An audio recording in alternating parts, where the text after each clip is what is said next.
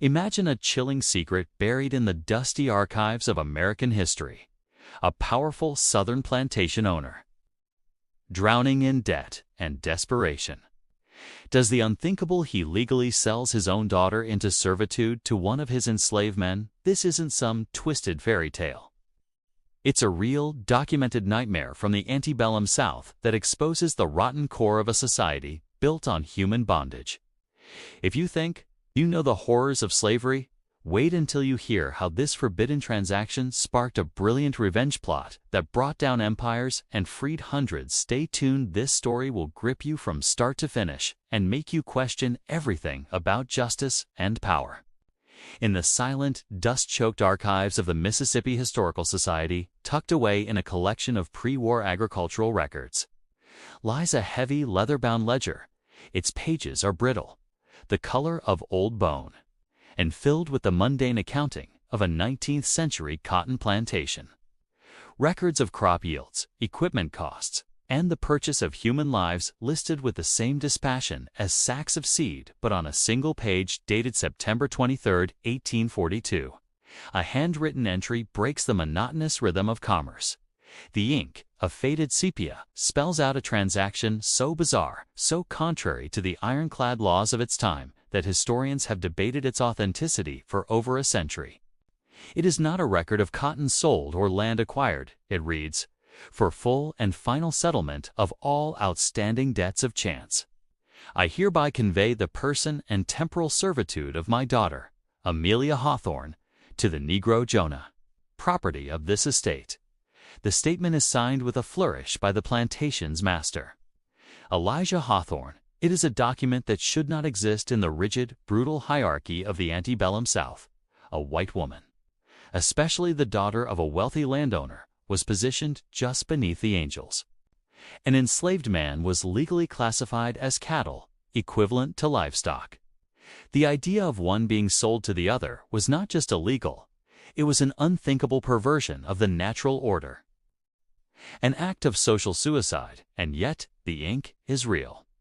The names are known. This single sentence is the keyhole into a story of forbidden knowledge, of a rot that consumed a powerful family from within, and of a quiet, calculated revenge that would ultimately shame the entire state of Mississippi. Was not some mythic creature with horns and a tail. It was a reflection he saw in his own desperate eyes, illuminated by the flicker of a candle across a poker table. And that bargain would cost him far more than his soul. It would cost him his daughter. The Mississippi clay surrounding Willow Creek Plantation was stained the color of rust and old blood, a fitting foundation for the empire Elijah Hawthorne had built. From a distance, the main house was a monument to Southern ambition, a white-pillared sanctuary rising from a sea of cotton fields. Its windows, like stoic eyes gazing over the hundreds of souls who labored under its authority. Elijah curated this image with the obsessive care of a master artist. He was the quintessential Southern gentleman, impeccably dressed, silver-tongued in the company of his peers, and a devout defender of the traditions that made him rich. He spoke of honor, of legacy, and of the sacred duties of the ruling class. But a house, no matter how grand, can hold deep secrets within its walls and behind the facade of the benevolent patriarch. Elijah was a man being eaten alive. The source of his decay was a fever in his blood, a sickness of the soul that the South's high society both celebrated and condemned. The gamble for Elijah, it was more than a pastime, it was a hunger. It began in the gentlemen's clubs of Natchez with cards and brandy, but it soon festered into something darker.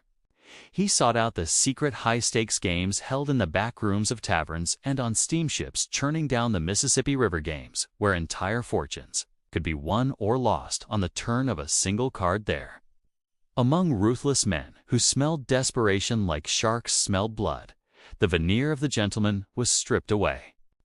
Elijah was chasing not just wealth, but a feeling of dominance that his inherited land could no longer provide.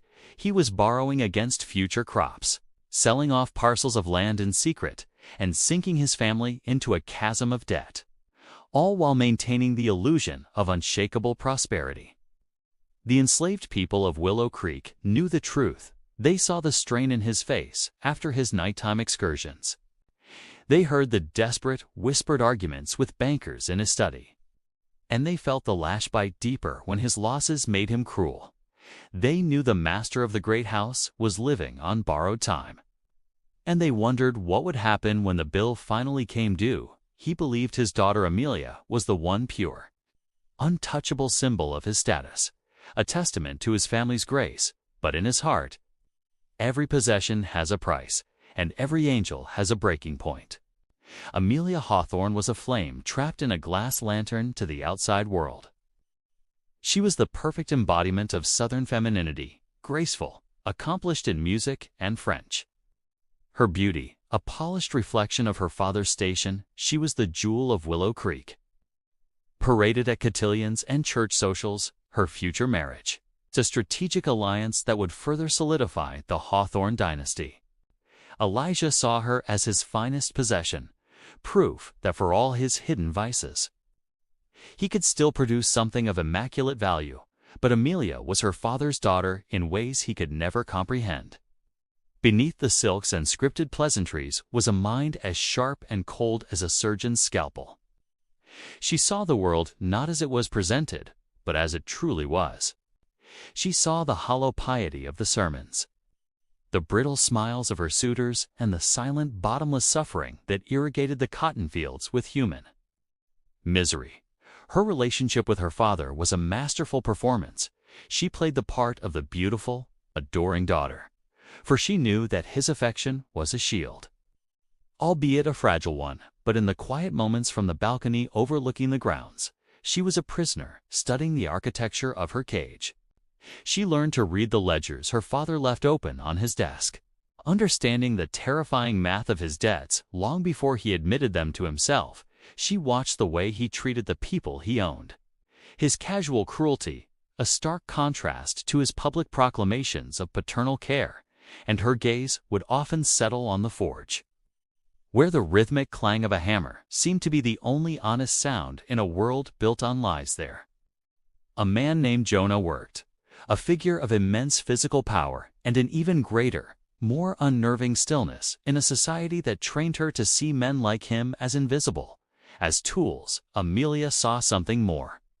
She saw a mind at work behind his eyes, an intelligence that observed everything, and a patience that felt ancient and absolute. This secret recognition, this forbidden act of seeing a person instead of property, was the first crack in the foundation of her world. It was a dangerous secret, one that would soon force her to make a choice between the gilded cage of her birth and a terrifying freedom she couldn't yet imagine. The heart of Willow Creek Plantation was not the great house, but the blacksmith's forge. From dawn until dusk, it breathed smoke and exhaled the percussive rhythm of creation and repair, and at its center was Jonah. He was a man forged from the same elements he commanded, muscle hardened like iron, skin perpetually dusted with soot, his presence as solid and unyielding as the anvil he worked upon. To Elijah Hawthorne and other whites, he was a valuable asset, a master smith who could mend any broken plow or shoe any horse. His skill made him indispensable, granting him a sliver of autonomy that was rare among the enslaved. But this trust was a profound miscalculation. They saw the craftsman, but they failed to see the man. Jonah's silence was a language of its own, a carefully constructed fortress around a brilliant, calculating mind. He had taught himself to read and write in secret. Studying discarded newspapers and stolen pages from the plantation library, he understood economics, politics, and the hypocrisies of the men who claimed ownership of his body. His forge was more than a workshop. It was the central nervous system of the enslaved community. People came to him with broken tools, but they left with information. He was a listener, a repository of the secrets and sorrows that flowed through the slave quarters. He knew which families had been threatened with separation, which overseer was the most brutal, and most importantly, he knew the precise depth of his master's financial desperation. Jonah was a leader not through speeches, but through competence and an unshakable calm that seemed to absorb the fear of those around him. He saw the system of slavery not as an eternal fact, but as a complex machine, and, like any machine, It had gears that could be jammed, levers that could be broken, and pressure points that, if struck with enough force and precision, could shatter the entire apparatus. He was not waiting for a savior or an army.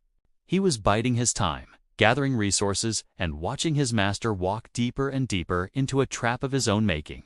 And he was playing a long game, one whose rules were written in patience and paid for in blood, a game that Elijah Hawthorne was about to unknowingly join with his own daughter as the final horrifying stake on the table, the illusion of taste. Control is the gambler's most treasured and most fleeting possession. For Elijah Hawthorne, that illusion was crumbling like sun-baked mud. The prestigious clubs and matches were no longer enough to satisfy his hunger. The stakes were too low. The players too polite. His addiction now drove him into the humid, mosquito-thick depths of the low country. 2 clandestine gatherings in the humid back rooms of riverside inns. Places that read of cheap whiskey, sweat, and desperation. Here, the pretense of gentlemanly sport was gone. These were not his peers. They were predators. Men whose new money earned from rice or illicit slave trading had not yet bought them the respectability they craved, so they settled for the savage pleasure of bankrupting their supposed betters. Elijah, with his legacy name and dwindling fortune, was their perfect prey. Night after night, he would sit at tables slick with condensation and spilled liquor. His heart pounding a frantic rhythm against his ribs, he convinced himself he could outwit these brutish upstarts, that his superior intellect and breeding would prevail. But the cards were a great equalizer. And luck, a fickle god, had abandoned him entirely. He began to see conspiracy in every lost hand, cheating in the glint of every opponent's eye. His judgment, clouded by alcohol and a mounting panic, grew increasingly erratic. He would double his bets on hopeless hands, chasing his losses down a dark, spiraling vortex. The men at the table would let him win just enough to keep him tethered to hope, reeling him in like a panicked fish before setting the hook deeper.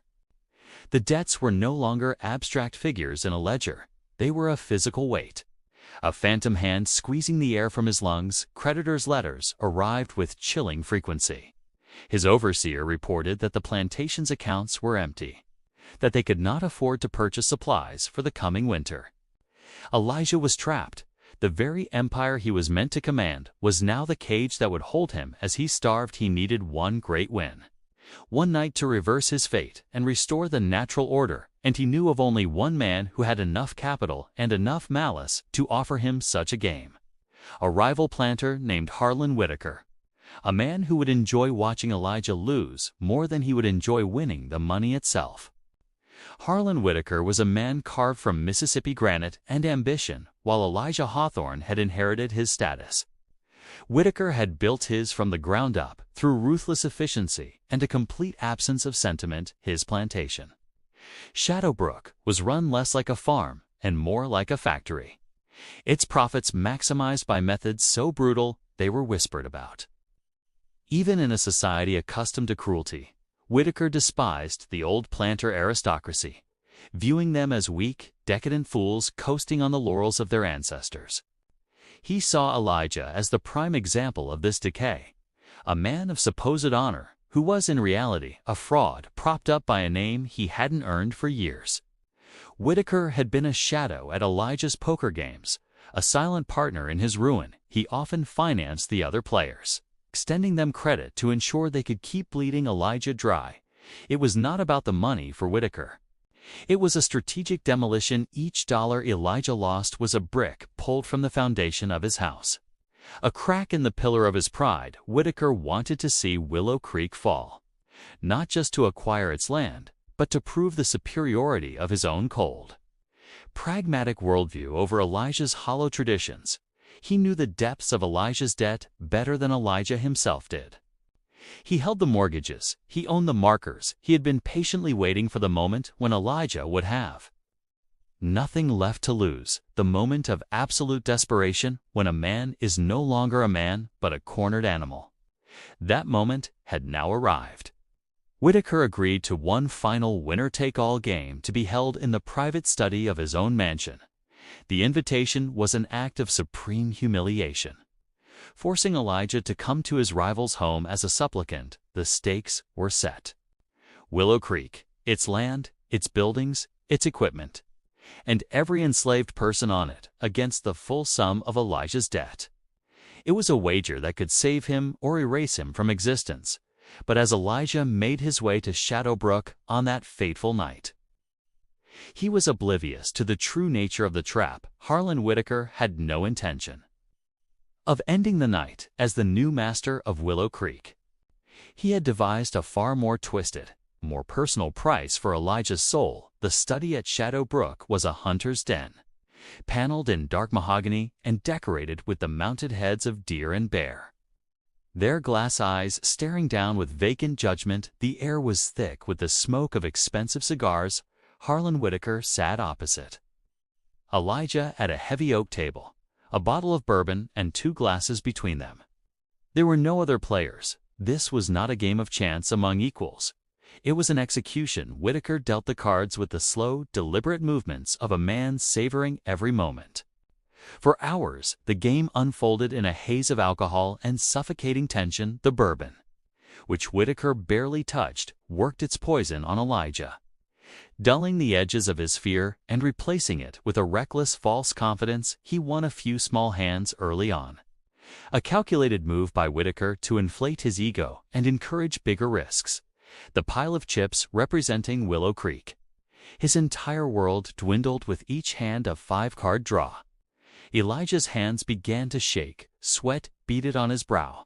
The faces on the cards seemed to mock him, kings and queens, twisting into grotesque gestures. He could hear the ticking of the grandfather clock in the hall, each tick a hammer blow, counting down the final seconds of his life as he knew it. Finally, the last hand was dealt. Elijah looked at his cards and felt a surge of adrenaline that cleared his head for a brief, lucid moment. A full house, aces over 8s, a hand so strong it felt like divine intervention, a sign that God had not entirely abandoned him. He could barely contain his triumph as he pushed the last of his chips, the deed to Willow Creek itself, into the center of the table. "I believe that is all of it," he slurred, a broken smile on his lips.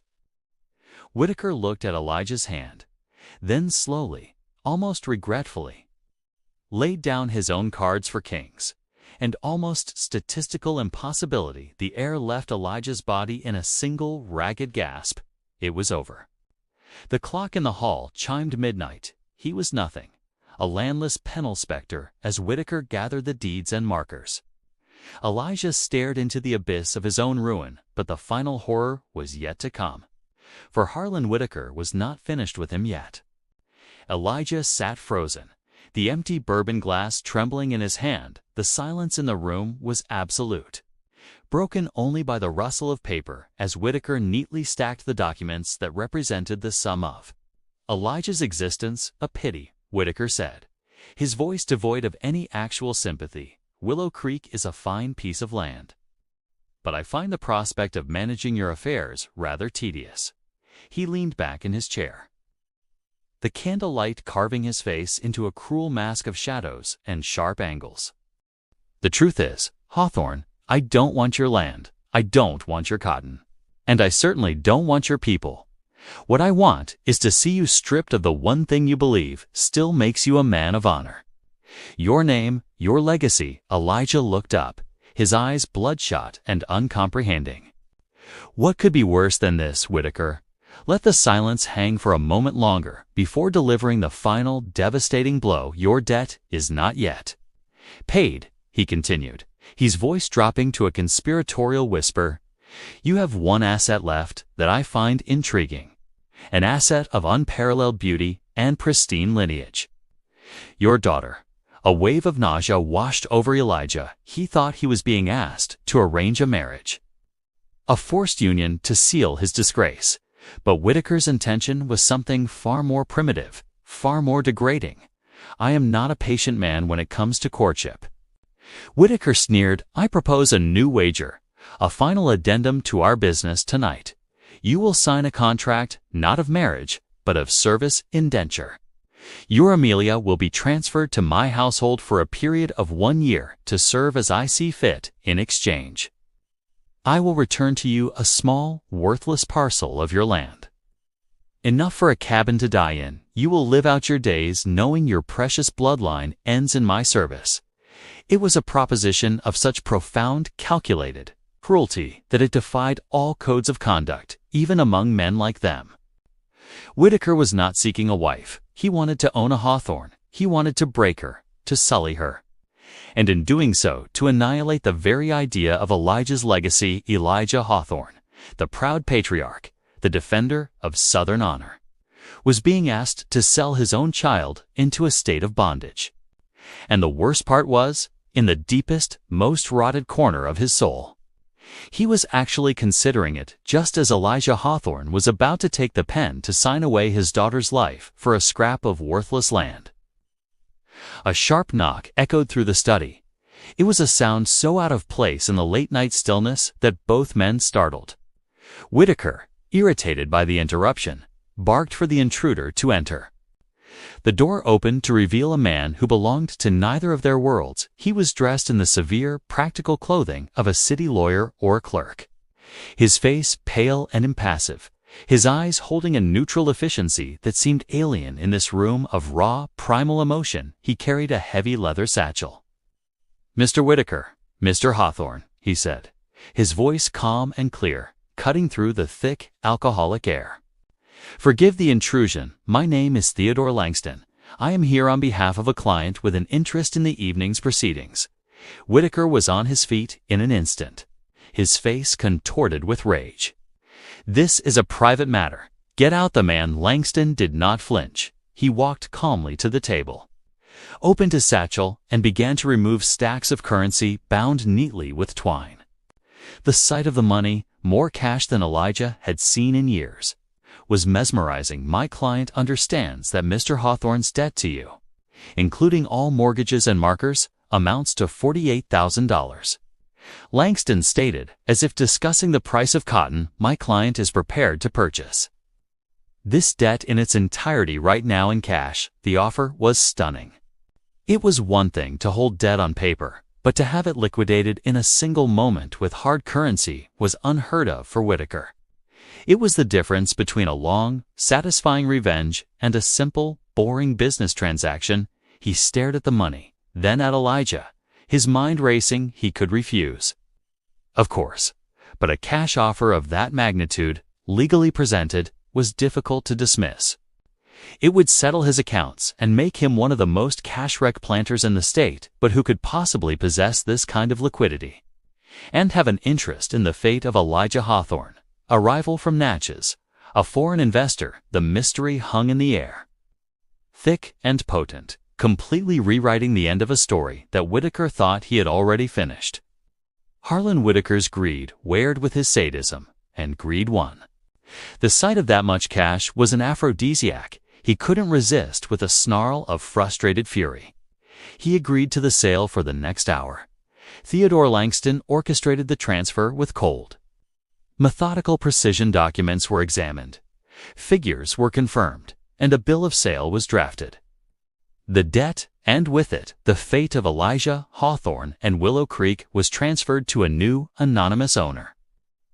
As Whitaker counted his money, a predatory gleam in his eyes, Elijah could only watch, his mind numb with a mixture of terror and a faint flickering hope. Who had saved him?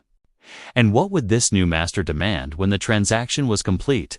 Langston gathered his copies of the documents as he turned to leave.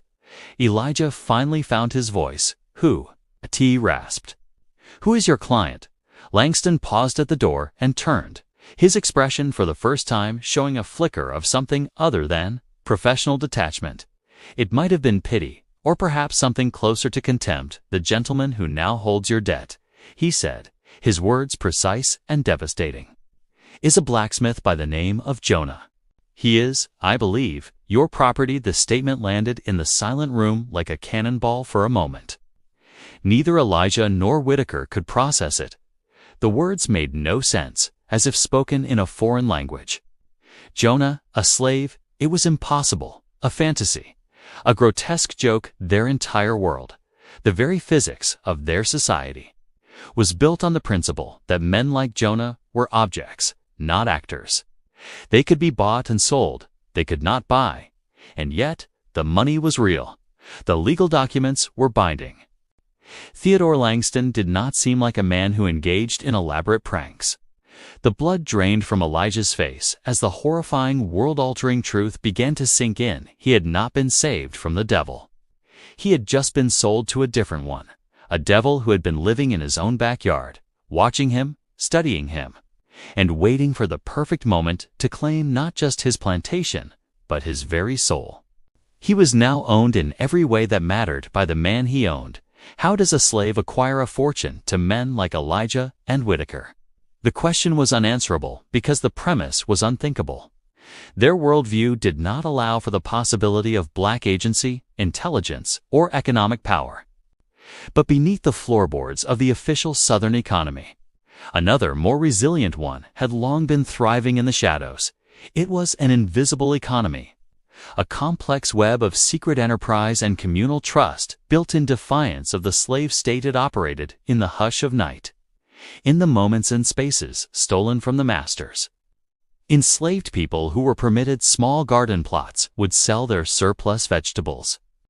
Women would sell crafts like baskets and quilts. Men with specialized skills like Jonah would sometimes be hired out. And while the master took the lion's share, clever man could skim a portion for himself. These were small streams of income, mere trickles on their own. But Jonah was more than a blacksmith. He was a banker, a strategist for over a decade. He had been the trusted center of this network. He created a secret fund, a pool of capital from hundreds of enslaved people across a dozen plantations. He lent money, charging modest interest, helping others buy small freedoms like visiting a spouse on another plantation or purchasing medicine. He paid for information, using free black sailors and sympathetic white merchants as his eyes and ears in Natchez and beyond.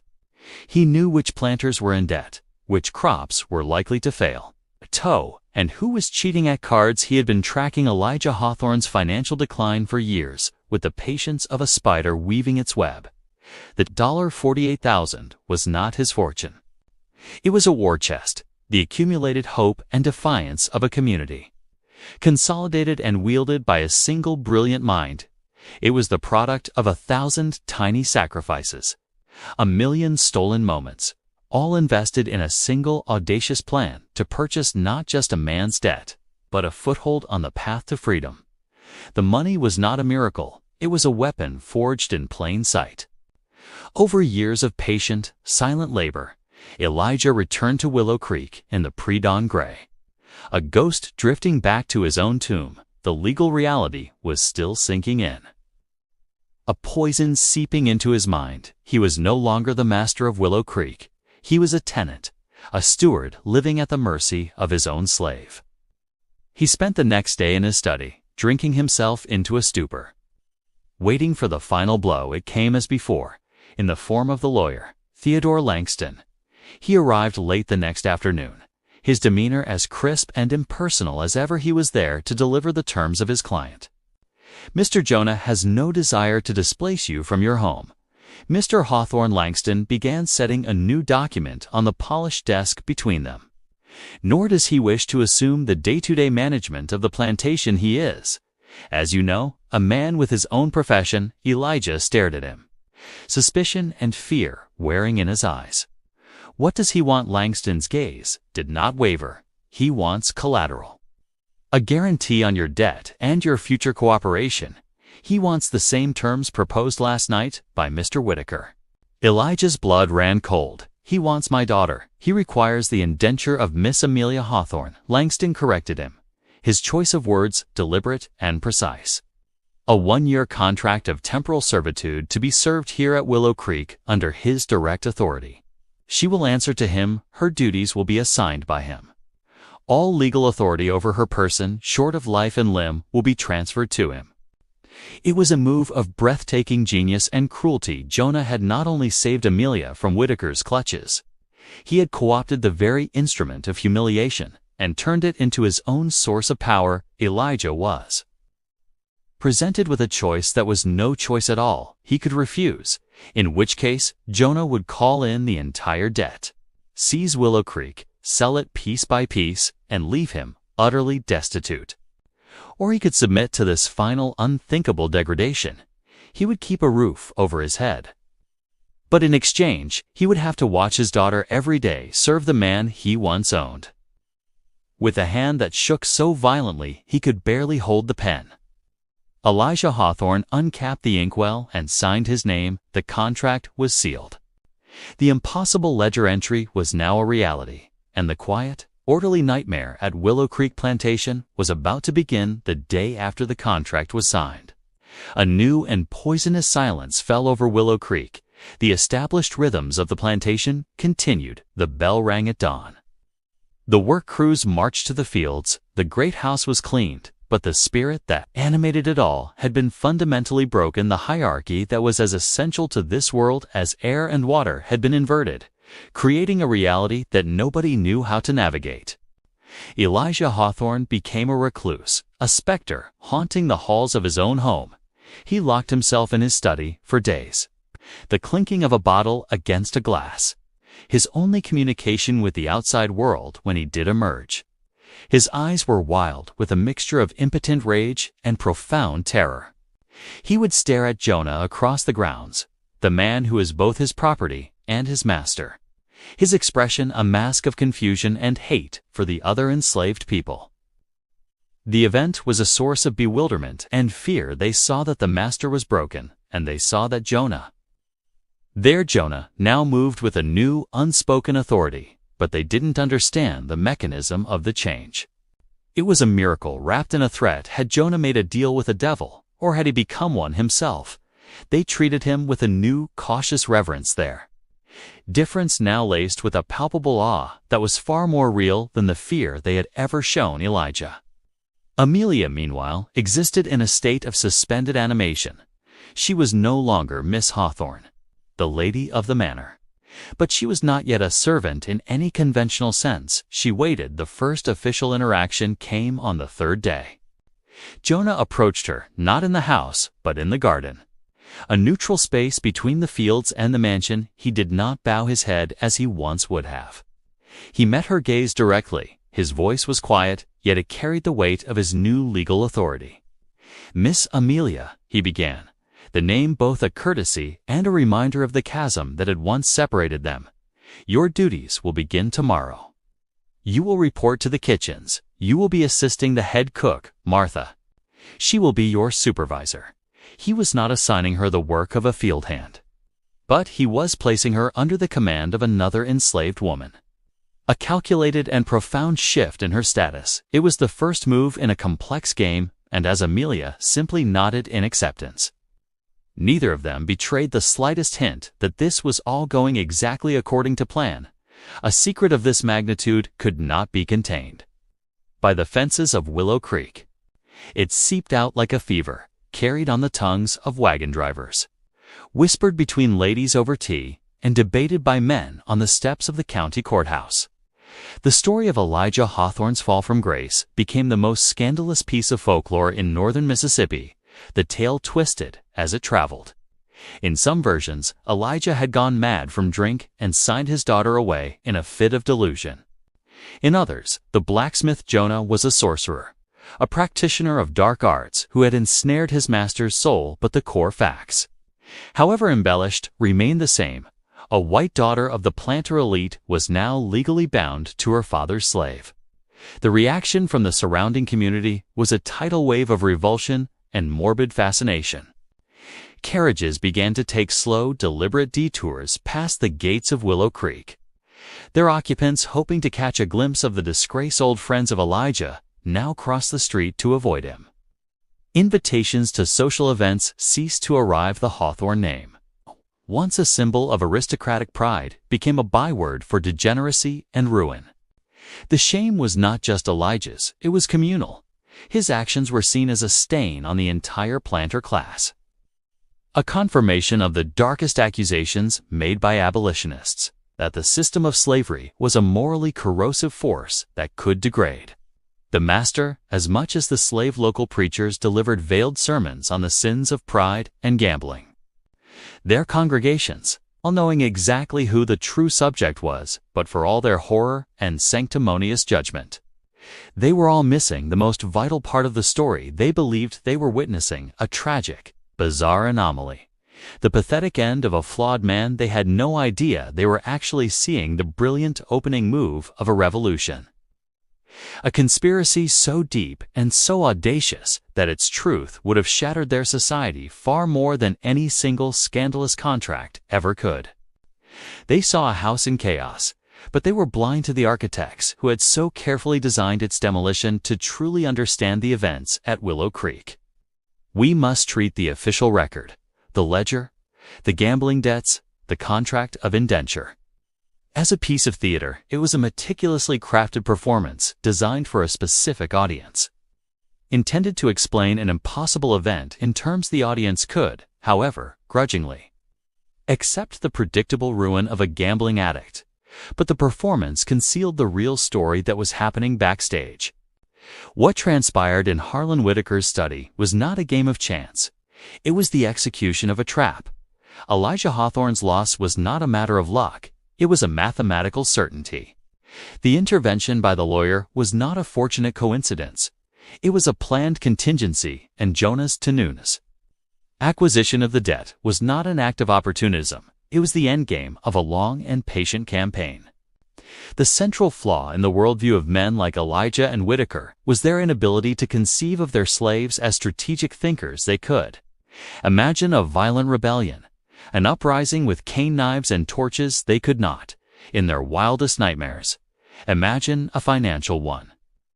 A rebellion waged with ledgers, legal contracts, and their own vices as weapons to find the source of this conspiracy. We must rewind the clock, pushing back through the sleepless nights of gambling and the mounting columns of debt, to a time before the final crisis, when the pieces were first being set on the board. We must go back 6 months to a humid summer evening and a secret meeting in the dead of night, held in the one place at Willow Creek, where the master would never think to look. It was here, in the suffocating heat of the smokehouse, surrounded by the hanging carcasses of cured meat, that the seeds of this impossible rebellion were first sown, and it was Amelia Hawthorne herself who risked everything to plant them. Amelia's breaking point had come on a Tuesday in July. She had witnessed her father, in a fit of rage over a minor crop report, order the whipping of a young field-end. A boy no older than 15, she had seen countless acts of cruelty. But the casual, almost bored expression on her father's face as the boy's back was laid open struck a nerve deep within her. The mask of the benevolent patriarch was incinerated in that moment, leaving only the monster. That night, she made a decision. She was done being a passive observer. She was done being a pawn. She wrapped herself in a dark cloak and slipped out of the great house, her heart a frantic drum against her ribs. She went to the forge where she knew Jonah often worked late, repairing tools by the dim glow of the banked coals. When he saw her emerge from the shadows, his expression was not of surprise, but of quiet, intense caution. This was a meeting that could get them both killed. He's going to sell him, she whispered, her voice shaking but firm. The boy, he's selling him south to pay a card debt. I saw the letter she had chosen, her offering carefully. It was not a plea for pity, but a piece of actionable intelligence. It was a demonstration of her value. Jonah listened, his eyes searching her face in the dim light, weighing her sincerity, her motives. "And why do you bring this information to me, Miss Amelia?" he asked, his voice low and even. "Because I want to destroy him," she replied, the words tasting like both poison and liberation. "I want to burn his world to the ground. And I think you do too." That was the beginning. In a series of clandestine meetings that followed, they forged an alliance as unlikely as it was dangerous. She became his spy in the great house, reading her father's mail, listening to his drunken monologues about his finances, and mapping the full, terrifying extent of his debts. Jonah, in turn, revealed to her the existence of his network, the secret economy, the tendrils of influence that reached far beyond Willow Creek's fences. Together, they saw the path. Elijah's addiction was not just a weakness, it was an engine of his own destruction, and they decided in the shared secrecy of those nights that their role was not to stop it, but to steer it toward a chosen destination. The explosion came on a Sunday. Elijah had been drinking since sunrise. His rage simmering to a boil, he emerged from the great house. His face pale and slick with sweat. His eyes burning with the conviction of a mad prophet in his hand, he carried a heavy leather bullwhip. A tool of his authority he had not personally wielded in years. He strode directly towards the forge, his movement stiff and unnatural. The enslaved people in the yard froze, a collective gasp of terror rippling through the air. This was the moment they had all feared. The moment the broken master would try to reclaim his world through blood. Jonah was hammering a glowing piece of iron on the anvil when Elijah burst in, the whip already uncoiling in his hand. "You think you can own me, boy?" Elijah screamed, his voice a ragged shred of its former baritone. "You think my name and my house are yours to command? I will teach you your place." He lunged forward. Raising the whip to strike, the first blow was not aimed to injure, but to degrade. Symbolic lashing to reassert the old order, but the whip never landed. Jonah, moving with a speed and grace that seemed impossible for a man his size, dropped his hammer and caught the leather strap in his bare hand, just inches from his face. The sudden stop sent a shockwave up, Elijah's arm nearly tearing the handle from his grasp for a long, silent moment. The two men stood locked in a tableau of defiance, the master and the slave connected by the instrument of torture, the balance of power hanging by a thread. Elijah stared in disbelief, his rage momentarily eclipsed by shock at this final physical act of rebellion. He yanked at the whip.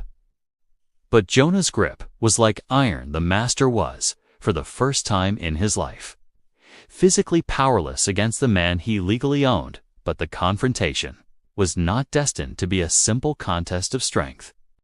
A figure appeared at the door of the forge, blocking the Sunday light. It was Amelia, and her face held no fear, only a cold, resolute authority. "Father." "That is enough," Amelia said, her voice cutting through the tense silence. It was the voice of a stranger, devoid of any daughterly deference. It was the voice of a commander. Elijah, momentarily distracted, turned his wild eyes to her. "You," he spat, his voice trembling with betrayal. "You did this, you will pay for this." He released the whip, turning on his daughter, his hand raised to strike her instead. But before he could take a step, a second figure appeared behind Amelia, a man whose presence in the forge was even more shocking than her own, the lawyer. Theodore Langston. He had been staying in a nearby town, retained by Jonah for exactly this kind of emergency. Langston stepped forward, holding up a hand. "Mr. Hawthorne," he said, his tone clipped and professional. "I would strongly advise against that under the terms of the legally executed contract. Miss Hawthorne is under the authority of Mr. Jonah. Any assault upon her would be considered damage to his legal interest, as would any assault upon Mr. Jonah himself, who, as the primary signatory of your debt, is a protected party." The lawyer's words were a cage of legal iron closing around Elijah. He was explaining in the calmest possible terms that the rules of the world had changed. Violence was no longer his right. It was now a breach of contract. "Furthermore," Langston continued, "any act of violence will trigger an immediate foreclosure on the entirety of your debt. Willow Creek will be seized, and you will be removed from the premises by the county sheriff before sundown. You are, to put it plainly, a guest here, and you have overstayed your welcome." Elijah stared, his chest heaving, his mind unable to process the complete and utter checkmate. He was trapped. The whip, the fist, the roar of the master, the tools that had held his world together were now useless. He looked from his daughter's cold eyes to the lawyer's impassive face, to Jonah's unyielding stance. He was a king with no crown, no subjects, and no power. With a final animalistic cry of despair, he turned and stumbled back towards the great house, a broken man retreating to his cage. The last rebellion of the master had been defeated, not with chains, but with a contract. His reign was over, and the real work of Willow Creek was about to begin. with Elijah Hawthorne reduced to a rambling alcoholic ghost confined to his study. Jonah and Amelia's control of Willow Creek was absolute. Their first order of business, however, lay beyond their own fences. The loose end of Harlan Whitaker still represented a threat. The man was a powerful prampy self. The man was a powerful set stir, made maize a whir with side maid, and leaves a rich, long-last caller. My laws, my long last in color. Their first order of business. My lied, time lad, we-eyed, my lied. We see be-eyed so a cowed. We see side, they see me said. We see my said of courts, my alas, isa, my as, by my whiz, aside. It blood it's so sick red, but liz it galet, kaki kami it all squeakitis is sick that I aside accuse it. Vengeful enemy who would not let his public humiliation go unanswered, but a direct confrontation was not their way.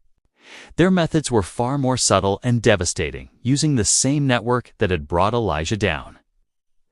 They began to wage a silent war against Whitaker. Jonah's informants learned of Whitaker's practice of systematically cheating his smaller neighbors on cotton weights and land surveys anonymously. Theodore Langston delivered this evidence to a group of these smaller planters, who, now armed with proof, filed a flurry of lawsuits that would tie Whitaker up in legal battles for years. Simultaneously, Amelia, going through Elijah's old records, discovered correspondence detailing Whitaker's involvement in the illegal international slave trade. A federal crime, a copy of this correspondence found its way to an ambitious federal marshal in Natchez soon. Shadow Brook was the subject of a quiet but persistent federal investigation. The final blow was internal. Jonah made contact with an enslaved woman on Whitaker's plantation. A house girl who was as intelligent as she was trusted he offered her a promise. A guaranteed spot on a future escape route. In exchange for her help, she became their agent, organizing a mass slowdown of work during the critical harvest season, causing a catastrophic financial loss. Harlan Whitaker found himself besieged from all sides by the law, by his peers, and by the silent, coordinated rebellion of the people he owned. Within a year, he was bankrupt, his reputation shattered. Forced to sell Shadow Brook and move west in disgrace, he never understood that his ruin had been orchestrated from the very plantation he had once tried to conquer. With their external enemies neutralized, Willow Creek was no longer just a plantation, it was a fortress. And now they were preparing to open the gates to those who needed sanctuary the most. The true purpose of the conspiracy was never just about revenge. It was about liberation, with their power consolidated. Jonah and Amelia began the final and most dangerous phase of their plan. They transformed Willow Creek Plantation into a major artery of the Underground Railroad. The place that had been built to devour black lives would now be remade into an engine for their freedom. The operation was a masterpiece of clandestine logistics by day. Willow Creek maintained the perfect illusion of a functioning, if somewhat neglected, cotton plantation, but by night it became a bustling way station for fugitive slaves. The old smokehouse where the rebellion was born was now used to hide families on their journey north and dark. Musty cellars beneath the great house, once used for storage, became temporary dormitories. Amelia, using her education, became an expert forger, creating travel passes and letters of manumission that could pass a cursory inspection. Jonah used the forge to build ingenious secret compartments into the beds of farm wagons large enough to hold 2 or 3 people completely invisible from the outside. The plantation's own enslaved community became the willing and courageous staff of this secret operation. They stood as lookouts, shared their meager rations, and guided newcomers through the swamps and forests under the cover of darkness. Willow Creek became a beacon of hope, its name whispered with reverence among the enslaved communities from Mon to the coast. It was a place where the chains were not just broken, but melted down and reforged into keys for months. They operated with breathtaking success, funneling dozens and then hundreds of souls towards freedom right under the nose of the Mississippi Patrol. They had turned their prison into a weapon, a symbol of the ultimate subversion. But this level of activity This constant flow of human cargo was a fire in a dry field. It could not stay hidden forever, and with every soul they saved, they pulled the attention of the entire state and all of its fury one step closer to their door. The explosion came on a Sunday Elijah had been drinking since sunrise, his rage simmering to a boil. He emerged from the great house, his face pale and slick with sweat, his eyes burning with the conviction of a mad prophet in his hand. He carried a heavy leather bullwhip, a tool of his authority he had not personally wielded in years. He strode directly towards the forge, his movements stiff and unnatural. The enslaved people in the yard froze, a collective gasp of terror rippling through the air. This was the moment they had all feared, the moment the broken master would try to reclaim his world through blood. Jonah was hammering a glowing piece of iron on the anvil when Elijah burst in, the whip already uncoiling in his hand. "You think you can own me, boy?" Elijah screamed, his voice a ragged shred of its former baritone. "You think my name and my house are yours to command? I will teach you your place." He lunged forward, raising the whip to strike. The first blow was not aimed to injure, but to degrade, a symbolic lashing to reassert the old order, but the whip never landed. Jonah, moving with a speed and grace that seemed impossible for a man his size, dropped his hammer and caught the leather strap in his bare hand, just inches from his face. The sudden stop sent a shockwave up Elijah's arm, nearly tearing the handle from his grasp. For a long, silent moment, the two men stood locked in a tableau of defiance, the master and the slave, connected by the instrument of torture, the balance of power hanging by a thread. Elijah stared in disbelief, his rage momentarily eclipsed by shock at this final physical act of rebellion.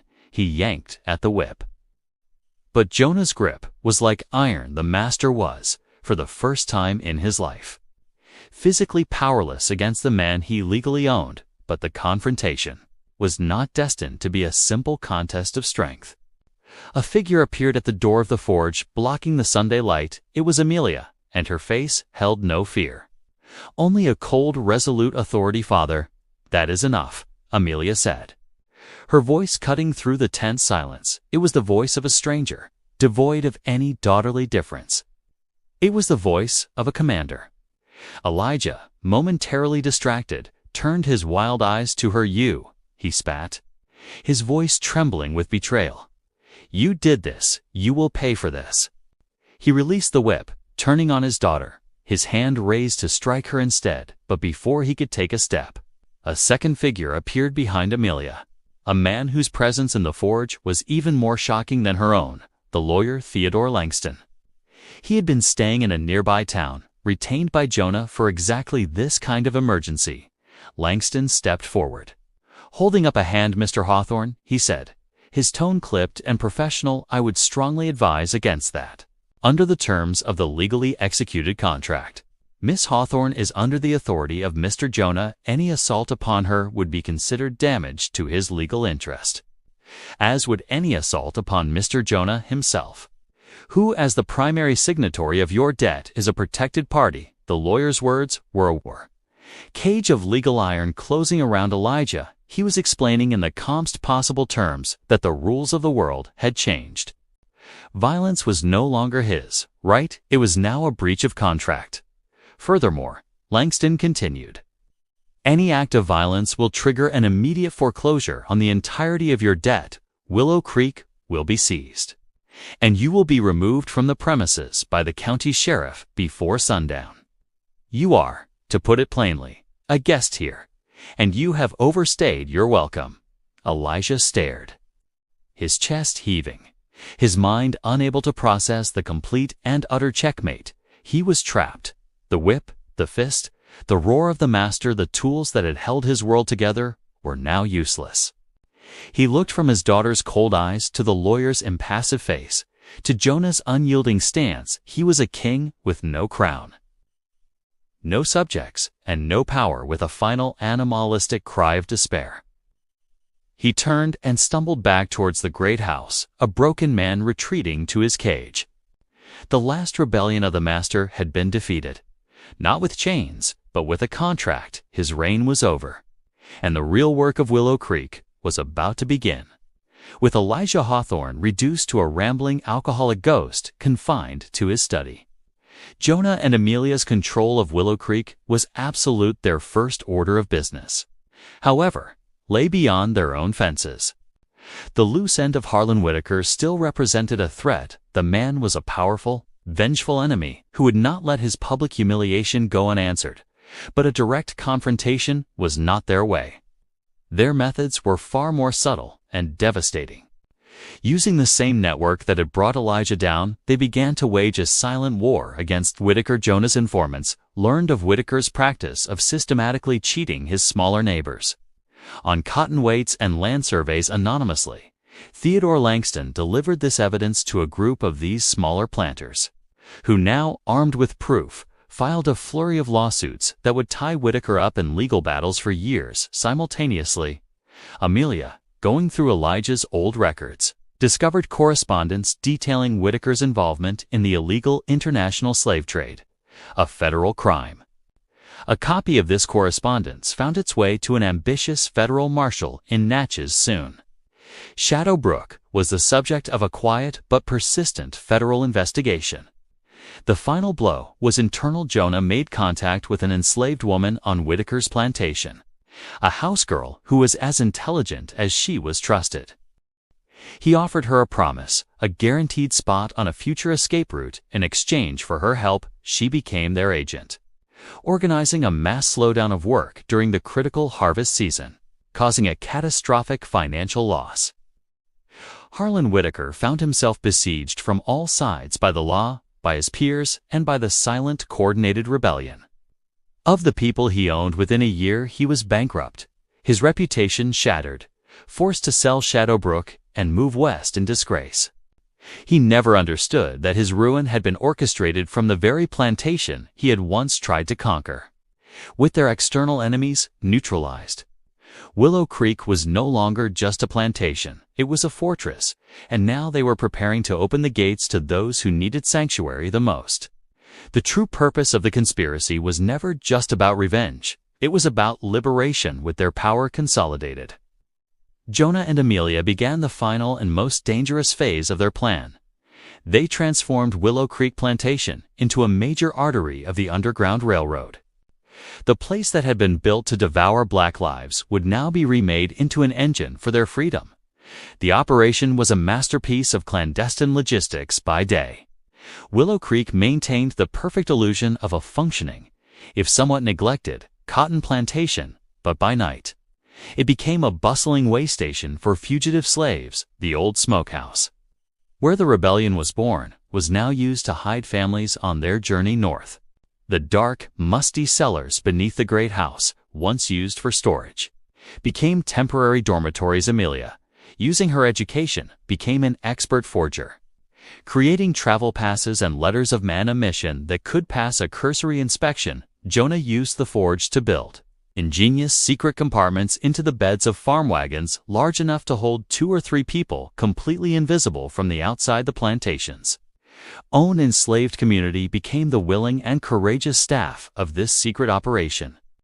They stood as lookouts, shared their meager rations, and guided newcomers through the swamps and forests. Under the cover of darkness, Willow Creek became a beacon of hope, its name whispered with reverence among the enslaved communities from Mon to the coast. It was a place where the chains were not just broken, but melted down and reforged into keys. For months, they operated with breathtaking success, funneling dozens and then hundreds of souls towards freedom right under the nose of the Mississippi Patrol. They had turned their prison into a weapon, a symbol of the ultimate subversion. But this level of activity, this constant flow of human cargo, was a fire in a dry field. It could not stay hidden forever. And with every soul they saved, they pulled the attention of the entire state and all of its fury one step closer to their door. For months, the secret river of humanity flowed through Willow Creek, a steady current of hope in a land of despair. But Jonah and Amelia knew that a quiet, sustained operation was not enough. They were not just providing an escape route, they were waging a war of attrition against the institution itself. they decided to orchestrate one final massive event, an exodus so large it would underscore the region's economy and send a shockwave through the heart of the slave state. They called it the Jubilee. The planning took weeks of silent, painstaking coordination. Messages were passed through Jonah's network to enslaved communities on a dozen surrounding plantations. Setting a date and time, the signal would be a bonfire lit on the highest hill of Willow Creek on the first moonless night in October. The night of the Jubilee arrived with an oppressive humidity and a sky as black as pitch. At the appointed hour, the bonfire roared to life, a single defiant star in the darkness, and from the fields and forests all around, they came dozens. Then hundreds of men, women, and children moving in disciplined silence towards the beacon at Willow Creek. It was a scene from a fever dream. A silent, flowing army of the dispossessed, their faces illuminated by the flickering firelight, their eyes filled with a terrifying mixture of hope and fear. Jonah and Amelia directed the chaos with military precision. Wagons with hidden compartments driven by trusted free black allies were waiting. Guides were assigned to lead large groups on foot through the treacherous swamp paths for one long, hot, breathless night. Willow Creek ceased to be a plantation and became the staging ground for the largest mass escape in Mississippi's history. By dawn, as the fire died to embers, they were gone. Nearly 250 enslaved people had vanished into the landscape as if swallowed by the earth itself. The silence that followed was heavier and more profound than any that had come before it. Was the silence of a battlefield. After the battle is won and the victors have melted back into the shadows, the dawn broke on a state of collective hysteria.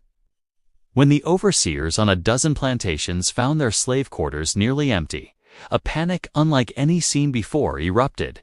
It was not a revolt, it was a disappearance.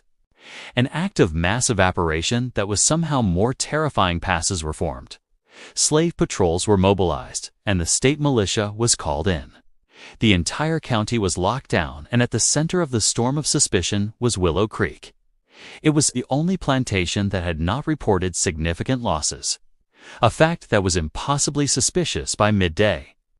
A column of 30 armed men, led by the county sheriff and a group of enraged planters, rode up the long drive to the great house. They had come for answers, and they were prepared to get them with fire and rope. But they found a fortress of perfect, plausible deniability. Jonah and Amelia had prepared for this moment meticulously. The remaining enslaved people at Willow Creek, a core group of the elderly and the very young who were part of the conspiracy, played their roles with heartbreaking perfection. They wept. They professed ignorance. They spoke of night terrors and phantom horsemen who had carried their families away.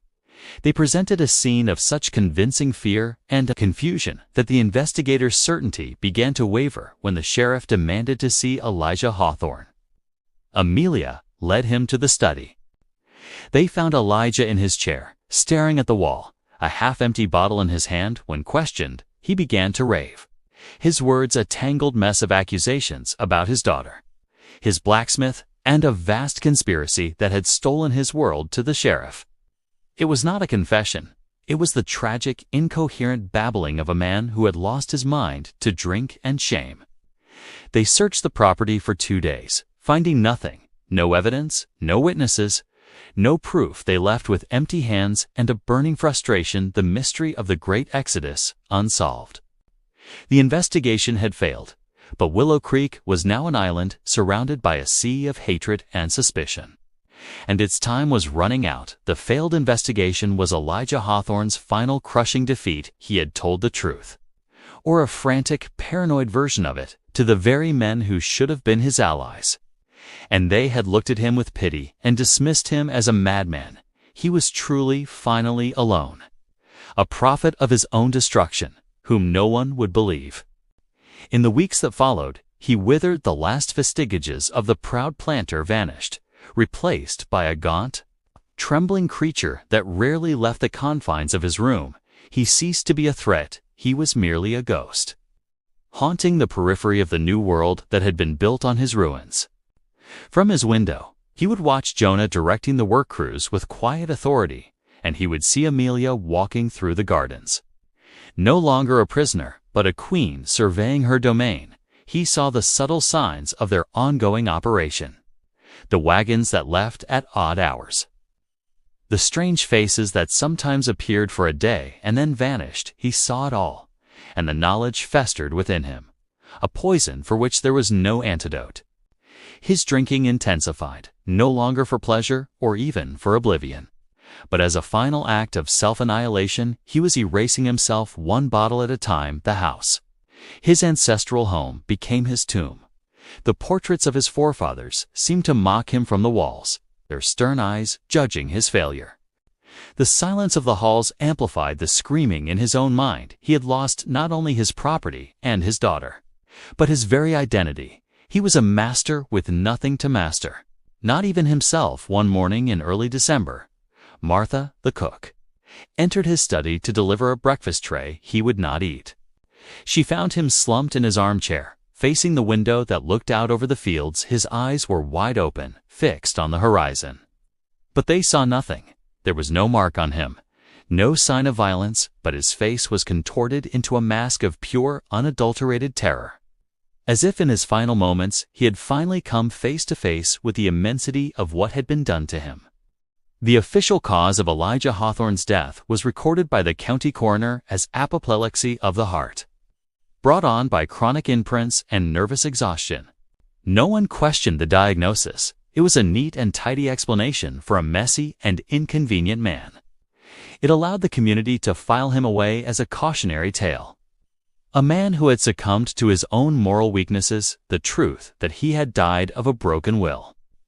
Suffocated by the shame of a defeat he could not comprehend, was a far too disturbing possibility to consider. His funeral was a pathetic affair, attended by only a handful of distant relatives and curious neighbors. Harlan Whitaker was gone, and his other gambling associates wanted nothing to do with the cursed Hawthorne name. Amelia stood by the graveside dressed in black. A perfect portrait of a grieving daughter, Jonah, stood respectfully in the background among the other enslaved people, his face an unreadable mask. They had not killed Elijah, they had simply created a world in which he could no longer exist. And he had done the rest himself with the master of Willow Creek, now in the ground. The last legal justification for their presence on the land was gone. The plantation and its debts would now fall to Elijah's distant relatives or be seized by the state. The fortress they had built was about to be dismantled by the very laws they had used to conquer it. Their work at Willow Creek was finished. The great exodus had been a success. And the man who had started it all was silenced forever, but for Amelia and Jonah. The end of this chapter was simply the beginning of a new, even more perilous journey. They were no longer a master and a servant, a debtor and a creditor. They were now two fugitives in a hostile land, with the entire weight of Southern justice about to come crashing down on the place they had briefly called their own. In the chaotic week following Elijah Hawthorne's funeral, as distant relatives and state officials began to descend like vultures upon Willow Creek, Amelia and Jonah prepared to vanish. Their mission was complete. The fortress they had built was no longer tenable. Its purpose had been served on their final night. They stood together on the hill where the Jubilee bonfire had burned.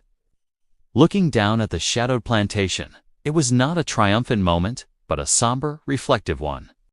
They had won a great victory, but the cost had been immense, and the war for freedom was far from over under the cover of a moonless sky.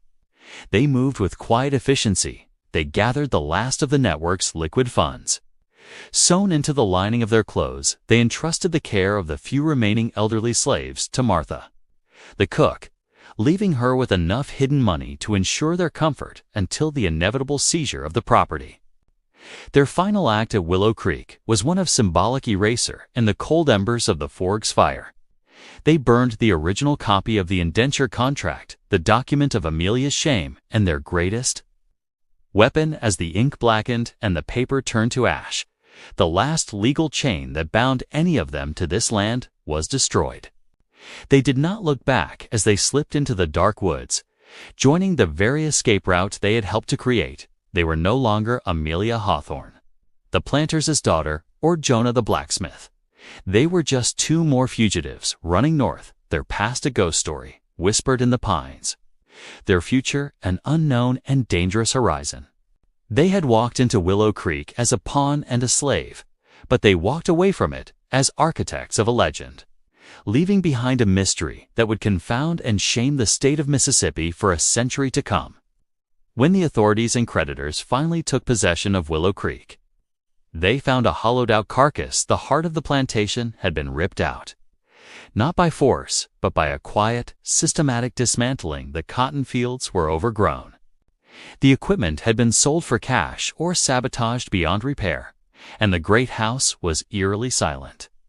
Stripped of anything of value, the handful of enslaved people who remained told a convincing, heartbreaking story of a plantation that had simply fallen apart after the master lost his mind, and the able-bodied hands vanished into the night with no one to contradict them.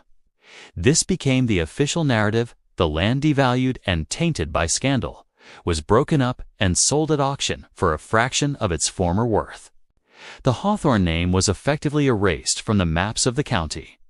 The legacy of Willow Creek became a cautionary tale told by the Mississippi elite, a story of how the weakness and vice of one man could bring down a great house. It was a comfortable, self-serving lie that allowed them to ignore the more terrifying truth that their entire world rested on a foundation that was not nearly as solid as they believed. The truth of the conspiracy of the brilliant blacksmith and the rebellious daughter was never recorded in any official document. It survived only where a history of this kind could, in the oral traditions of the enslaved, in stories told by grandmothers to their grandchildren in hushed tones. Tales of a ghost plantation where the slaves had freed themselves, a place where a blacksmith had become a king. The official story was written in ink and law books, but the true story was written in the stars that guided the hundreds who had escaped to freedom. History, it is said, is written by the victors, but what happens when the victors must remain invisible to survive? The story of the Willow Creek conspiracy was a victory too dangerous to ever be claimed. In the years leading up to the Civil War and in the century that followed, the official history of Mississippi was scrubbed clean of such inconvenient truths. The narrative needed to be simple: benevolent masters, contented slaves, and the rare, violent uprising put down by a righteous order. A story of a successful, intellectually sophisticated financial rebellion led by a slave and a white woman was a narrative that was structurally impossible. It undermined the very justifications for slavery and the paternalistic myths of the Old South. And so the story was buried. The cryptic ledger entry, the single tangible piece of evidence for the impossible transaction, was tucked away in an archive filed under agricultural accounts, its explosive significance overlooked by generations of historians. The Great Disappearance of 1843 was recorded as a local anomaly, perhaps the result of a fever outbreak or a mass sale to Louisiana that was improperly documented. Every effort was made to relegate the events to the realm of folklore, to dismiss the whispers as the fanciful tales of an uneducated people. The eraser was nearly perfect, but the truth, like a river forced underground, always seeks a way back to the surface. It leaves behind fragments, echoes, and clues in the most unexpected of places, waiting for someone to listen closely enough to hear the story it is desperate to tell. And it raises a chilling question: how many other stories like this one have been successfully erased? How many other heroes of a silent, invisible war have had their names and their victories deliberately forgotten? The single line of Trino. Our line to line of Trino was a doorway. It led us back in time, through a curtain of accepted history, into a hidden war room where the weapons were not guns, but contracts, and the battle was fought not in the fields, but in the minds of the oppressed. The story of Amelia Hawthorne and Jonah is a testament to the fact that resistance takes many forms. It is not always a bloody uprising. Sometimes it is a quiet, patient, and brilliant dismantling of a system from within, using the master's tools, his laws, his greed, and his arrogance against him. They did more than escape. They orchestrated a masterpiece of psychological and economic warfare.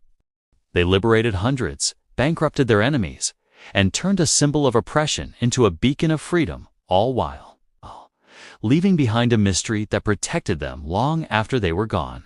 But their story is most likely just one of many that now lie silent in the archives. If this dive into America's hidden horrors left you speechless, hit that like button. Subscribe for more untold stories from the shadows of history, and turn on notifications so you'd never miss an upload. What do you think was this? A tale of righteous rebellion or ruthless revenge? Let me know in the comments below. And share this video with someone who needs to hear it. Thanks for watching. See you in the next one.